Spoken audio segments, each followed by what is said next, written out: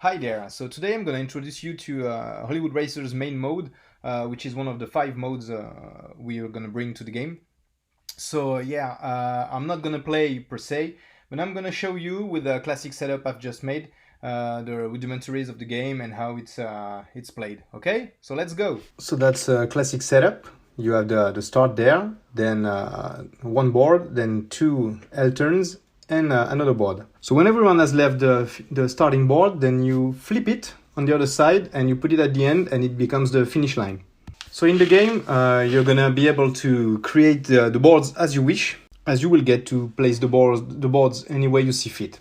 So you can have a really long race or a really short race depending on the time you get and how many time you want to play.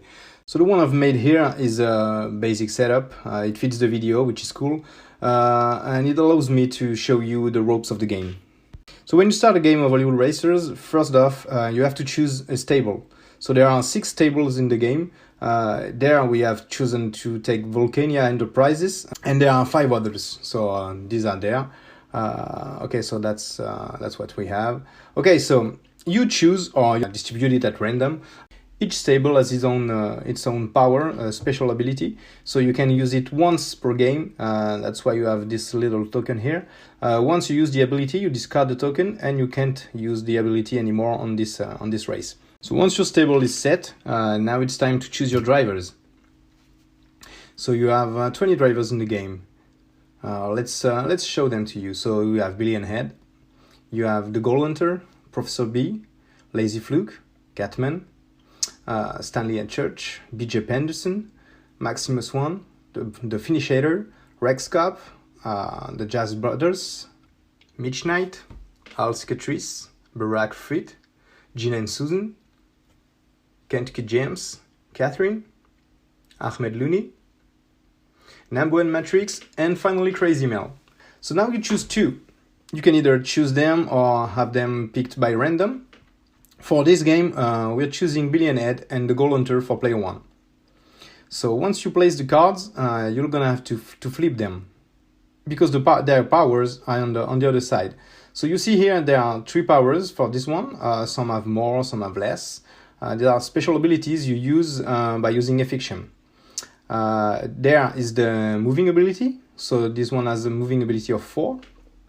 This one is a special asset. So there are many different assets in the game to choose from.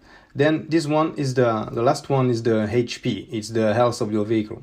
So he's just a boy on a bike, so he has 2 HP. This one is in a big car, so he has 3 HP.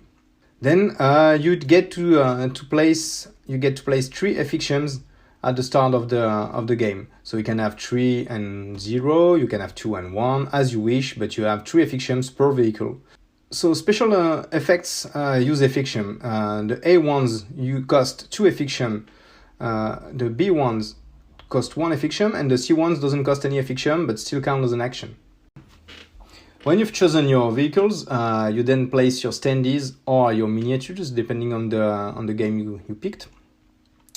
And you place them on the starting board. On each board you'll see an arrow which has to always be on the lower left corner. So it shows you the direction of this board, and it shows you some information on what's going on in this board. On the final version of the game, there's going to be help cards that you can slide on the side of the boards to use them as reminders. So an exclamation point like this one says that there's an end of turn action. So it means every time a player on this board ends his action, he has to roll the dice and see what's gonna happen. On some of the boards you have a red die like this one, which is a countdown die. So the countdown die will raise or lower depending on your actions, and represents a value you have to equalize or surpass when rolling the die. This one is the turn track. It will help you remember which turn it is to play. These are the crash tokens. When your vehicle loses his last HP, he's crashed. He's not destroyed, it's just crashed. So you take a crash token, you place it on your card, and on your next turn, the only action you're going to be able to do is flip it on the repair side. Now, on your next turn, you're going to be able to restart with your full HP, and that's it. This one is an invincible token. When you place it on a vehicle, it cannot be attacked by anything. These are the props cards. Props cards can be found on the crates you can see on the boards. Some will help you, some will really help you, and some will make you scream. Each vehicle can have a maximum of 3 props cards, and each prop card is only available for the vehicle who got it. So now that you know everything that the setup asks you to do, let's see what actions you can do with the game. On your turn, you can do 2 actions out of 3, which are move, attack, and honk. So I'm starting with Billy here. So I'm going to be able to move up to 4 spots. Up to. I don't have to move all 4 spots if I don't want to. So there, 1, 2, 3, 4. I end up on a props crate. So I pick a props card. This one is Fast and Nitrous. Fast and Nitrous is a bonus card that allows me to roll a die and add the result to my next move. As it is the end of the turn, I have to roll the die. So now I've made a 4. The 4 on this one doesn't have any special effect. So I've ended my turn, and now it's to the second player to play his turn. So Maximus 1 is the second player, the first vehicle of the second player.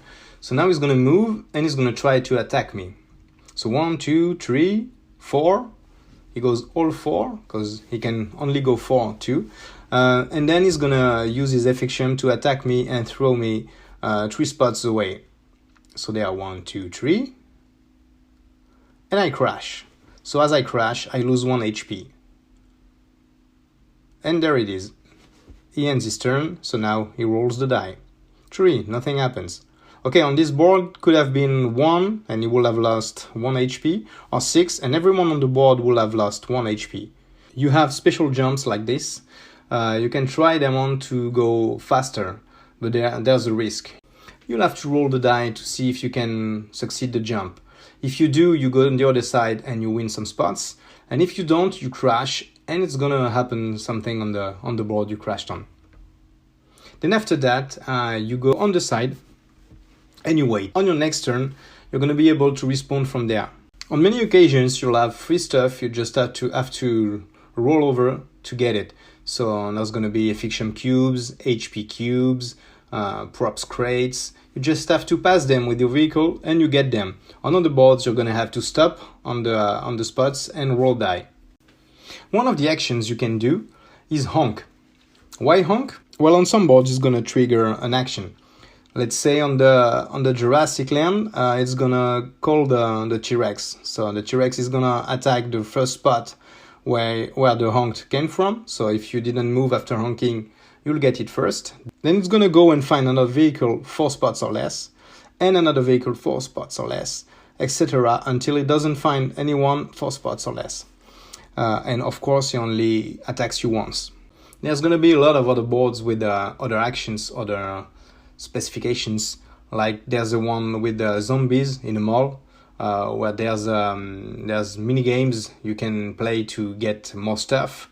But each time you play, the harder you play, the longer you play, the harder it gets. So it's gonna be really thrilling.